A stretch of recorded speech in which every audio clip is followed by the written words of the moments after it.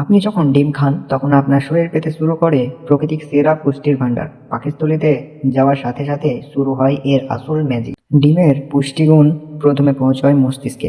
এতে থাকা কোলিন আপনার মস্তিষ্কের নিউরনগুলোকে সচল করে এবং স্মৃতিশক্তি ও মনোযোগ বৃদ্ধি করে। এরপর ডিমের ভিটামিন ও মিনারেলস লিভারে প্রবেশ করে।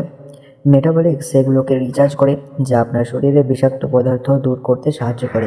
রক্তের মাধ্যমে এই পুষ্টি যখন হৃৎপিণ্ডতে পৌঁছয় তখন এটি রক্ত সঞ্চালন উন্নত করে এবং হার্টকে সুস্থ রাখতে সাহায্য করে। ডিমের পুষ্টি আপনার জয়েন্টে এবং হাড়ের কানেকটিভ টিস্যুগুলোকে মজবুত করে, যা আপনার দীর্ঘক্ষণ সচল রাখতে সাহায্য করে। এটি আপনার শরীরে ইমিউন সেলগুলোকে শক্তিশালী করে তোলে, যাতে শরীরের যে কোনো রোগের বিরুদ্ধে লড়াই করতে পারে।